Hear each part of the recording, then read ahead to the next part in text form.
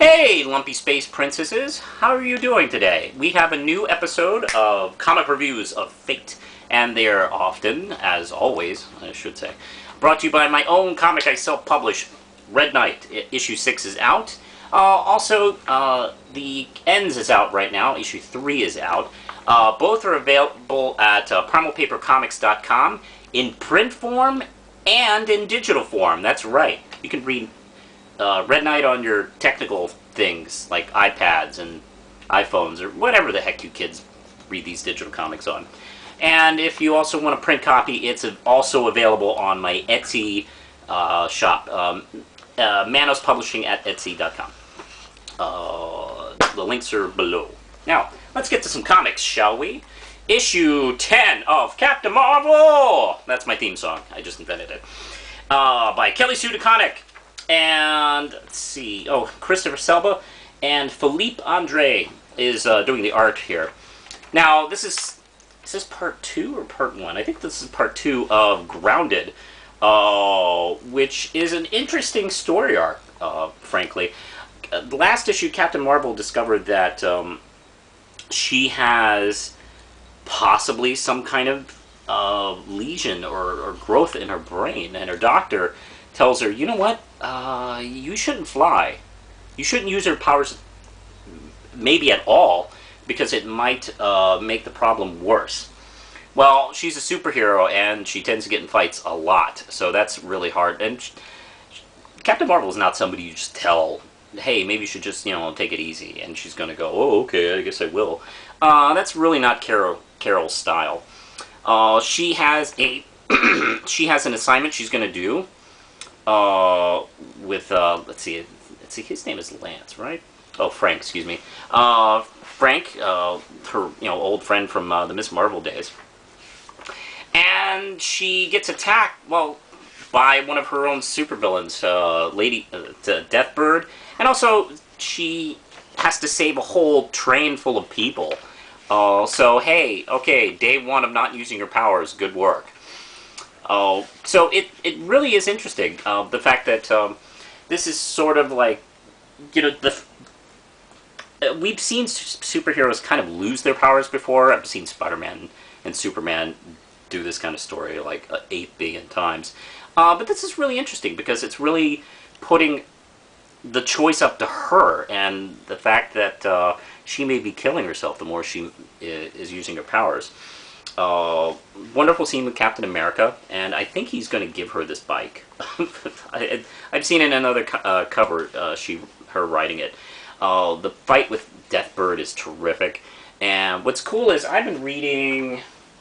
This is what's so awesome. I've been reading this. I'm halfway done with it, and this is really cool. This is where you get to meet Deathbird and a whole bunch of other things, and Frank as well. And what's cool is I'm reading this, and I just got done with a huge story arc of her and Lady Bird and MODOK. And then, boom, Lady Bird. I keep thinking Lady Bird Johnson. I don't know why.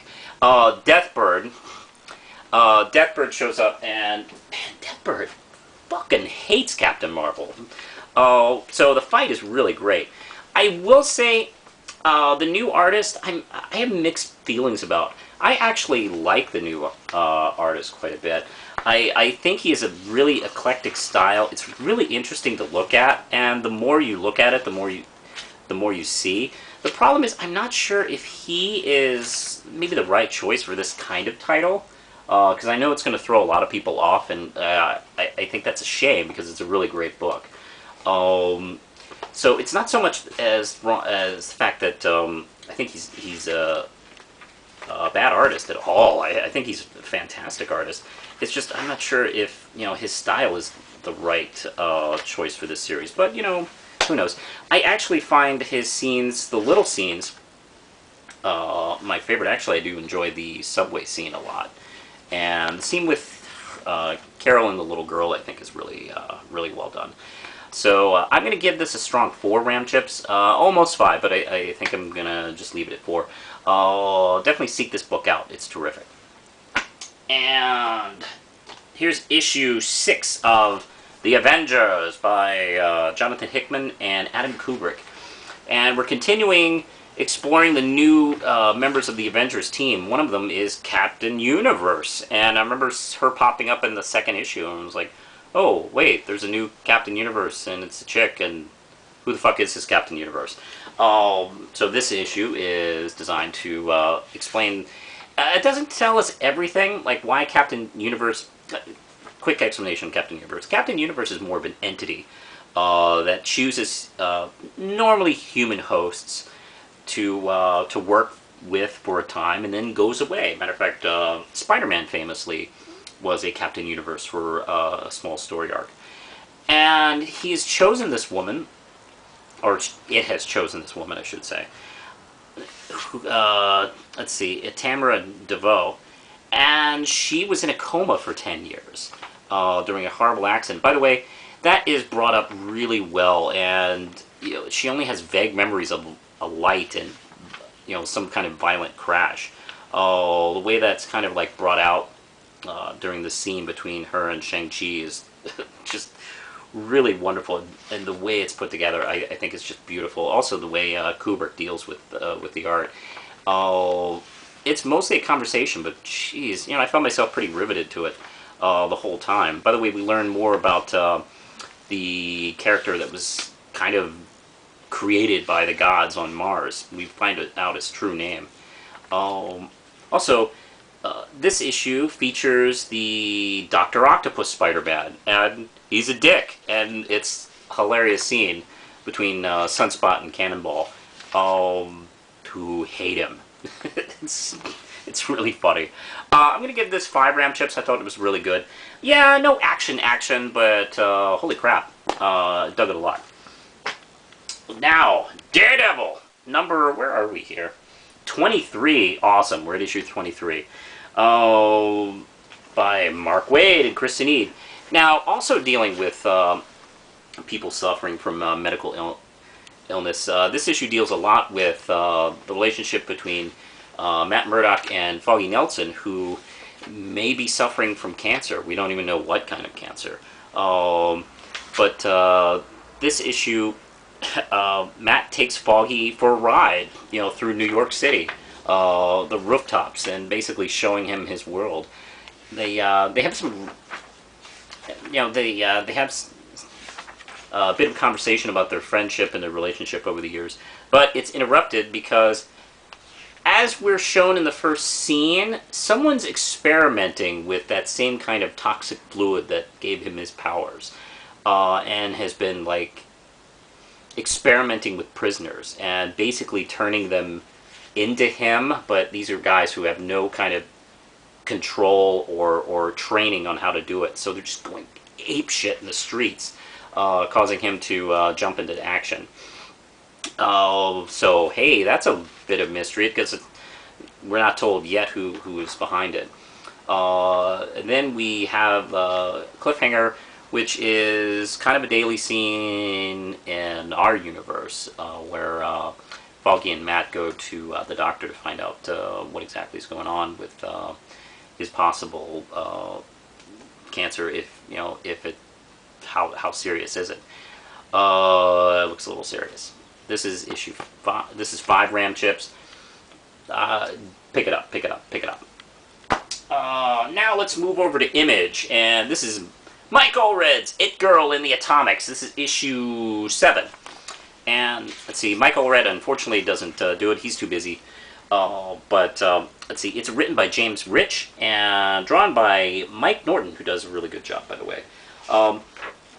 His art's more kind of a classic superhero kind of style, but I think he marries the crazy, strange kind of Mike Allred universe with kind of standard superhero stuff, and I think he makes it work really well.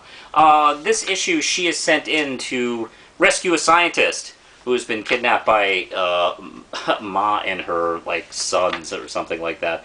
But those guys turn out to be robots, by the way. She also has a bunch of supervillains that are keeping him hostage.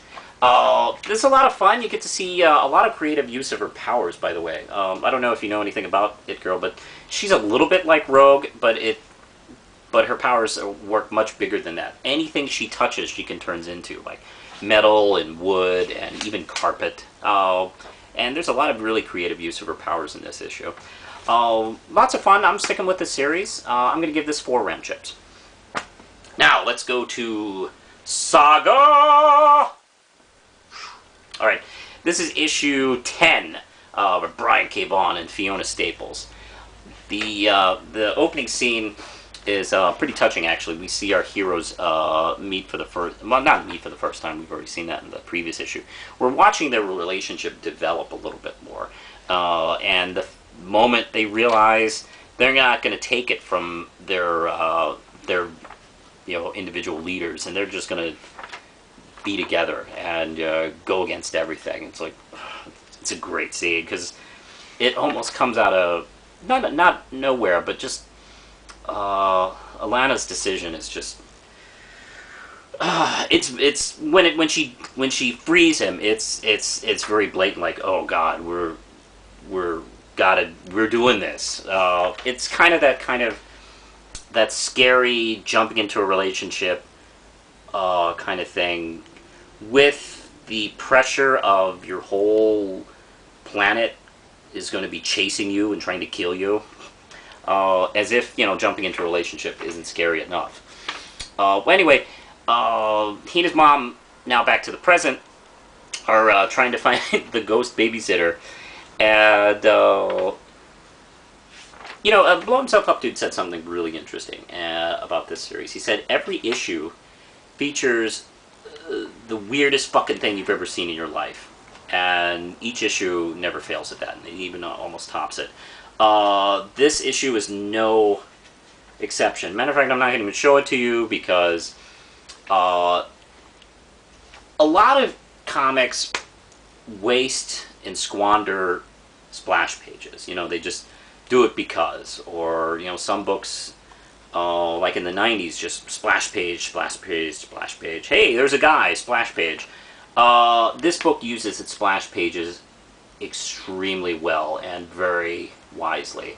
So I won't even tell you what that crazy thing is that we see in this issue. Oh, wow, what a great book. By the way, the bounty hunters are on their tail, and they start to catch up with them at the end of this issue. Oh, God. It is just, every issue is just a ride, let me tell you. 5 RAM chips, one of the best titles out there. Saga from Image. I think that's it for now. Push the button, Lindsay.